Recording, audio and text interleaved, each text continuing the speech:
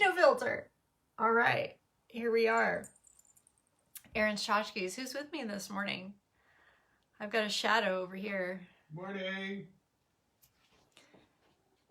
And let's see, what are we going to talk about today? It's I am your special guest star, Erin Copeland, on Erin's Tchotchkes.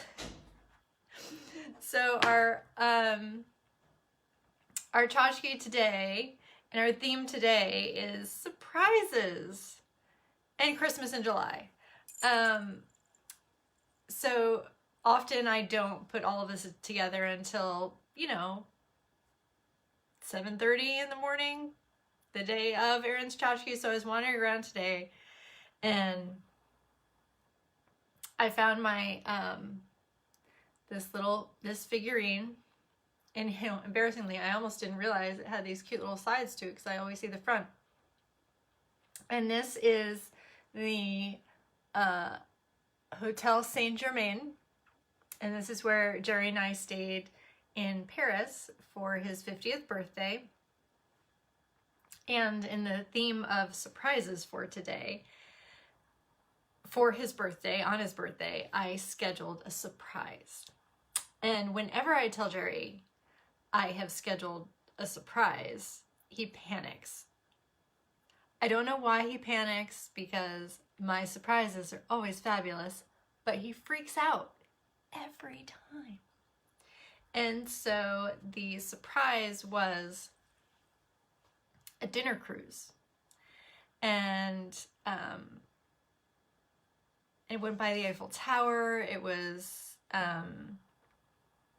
1999, and so the Eiffel Tower was all lit up, ready for the millennium, and it was beautiful. It was amazing. It wasn't like, sometimes dinner cruises, the food can be and so he was not super excited going in, but we had an amazing time, and it was beautiful, and everything was wonderful, and somehow he's still afraid of my surprises, but this is the tchotchke that reminds me of that vacation. And I love that vacation. And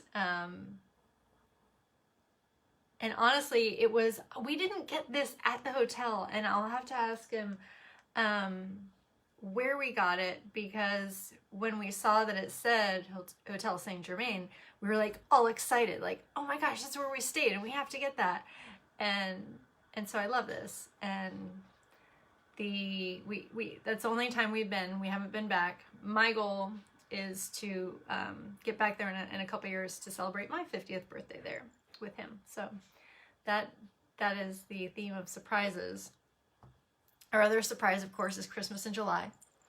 The person I know who takes us to like the best and highest form of Christmas in July is my friend Liz, who was our guest last week. And Liz like busted out her Christmas decorations.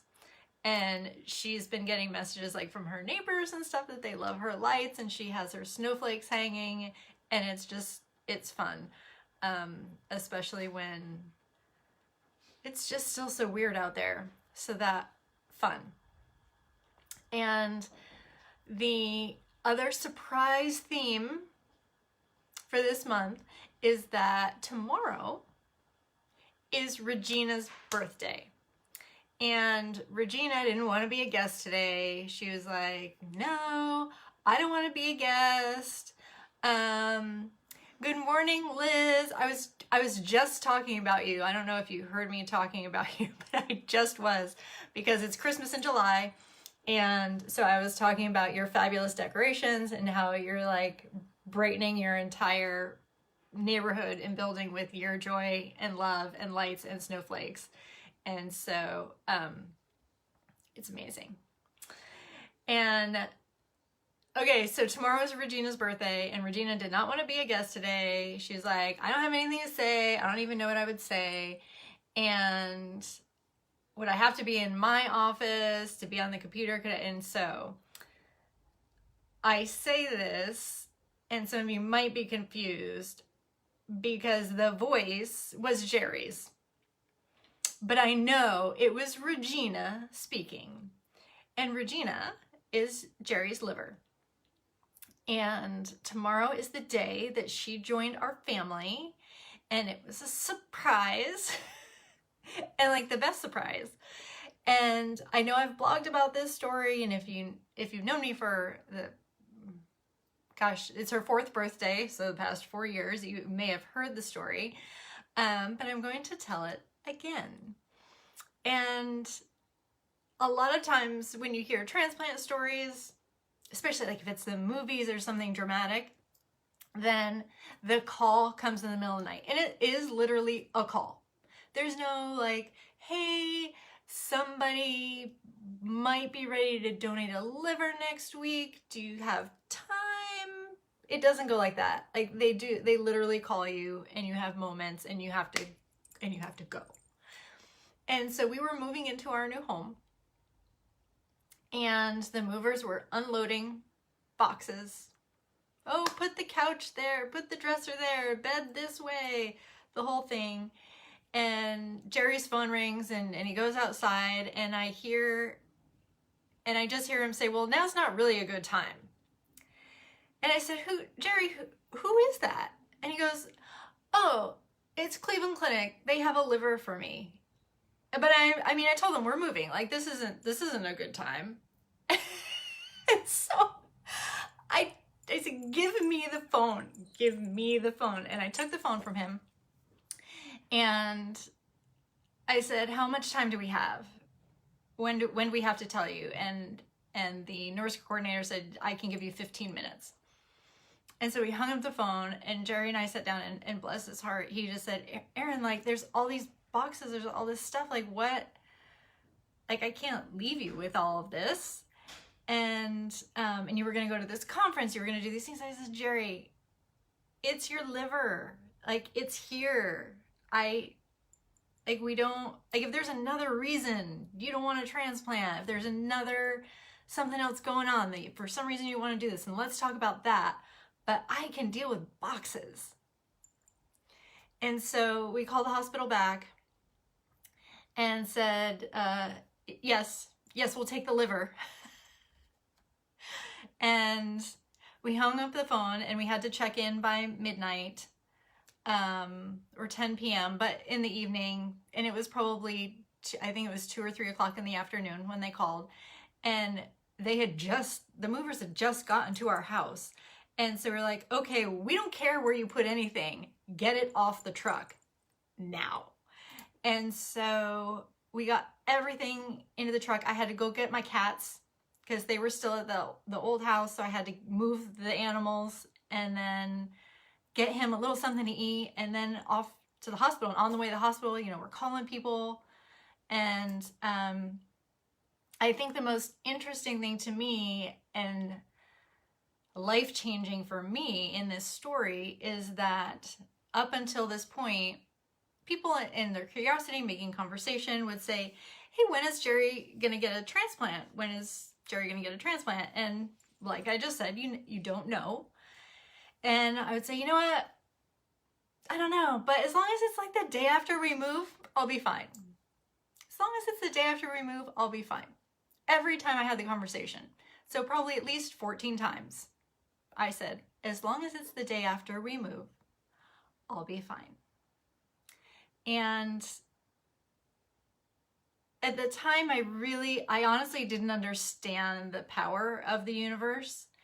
And if I had understood, I probably would have said, as long as it's 2 weeks after we move, I'll be fine. Because he had his transplant at 7 o'clock a.m. the day after we moved. So the universe listens. The universe will provide. And it doesn't understand sarcasm. So if you say things sarcastically, it doesn't get tone. It just hears what you say. And so if you need something, be specific. Because otherwise it's going to give you an organ transplant the day after you move. And the initial transplant went well. It's stories for other days. Jerry did have life-threatening complications which was a very scary thing for us. But Jerry is a fighter, and he's just like, okay, so what do we have to do? This is a situation. This is what we're gonna do. This is what we need to do. Let's just do it. Get it done. He doesn't. I'm the one that's like, but So I hold the emotion for both of us, and he's just like, boom, boom, boom. So Jerry and I make a great team, and let's see, I am. How old am I? I'm 45. And so in 5 years, I look forward to going back to Paris with him to celebrate my 50th birthday. And if the Hotel Saint Germain is still there, then I would want to stay there again. It was good. Maybe I'll post some pictures of that. It was crazy little lifts and stairs and tiny funky rooms, and it was amazing. It was an amazing trip. And amazing trip. I have an amazing husband. The universe is amazing. Christmas in July is amazing. Hi Joy, good morning. Yes, I am talking about my husband Jerry. Yeah, and his journey with his liver transplant. In the liver we named Regina. Tomorrow is Regina's birthday. So the first transplant year we had a big party. Second year, I believe he had to have surgery again, so we did not have a party. This is her 4th birthday, and it's COVID, so now we're just getting together with the family and just having a little celebration. I do write a letter every year to the donor family, and I don't know who that family is, but the letters go through the transplant center, and then they pass them on to the family. I always encourage anybody, if you know Jerry and you want to just send an email or a message and say, thank you family for this gift,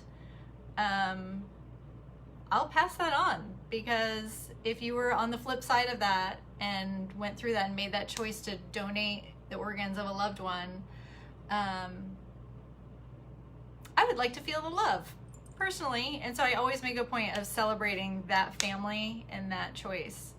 And the last thing I want to mention in surprising gifts, and I talk about Jerry and the gift he received, but it was also a gift for me. So when people choose to be an organ donor, you're saving that person's life, but you've given me a husband, and his son has still had a father, and his friends still get to enjoy his crazy humor and orneriness. And so it's not, the gift is just unlimited. There's so much love in it, and it's an amazing choice to make. So that is where I'm going to leave you today, with all the love from me and Regina and Jerry and the universe. Christmas in July, surprises, just all the love. And again, if you are a donor, drop me a comment somewhere and you'll get a little free lemongrass treat this month.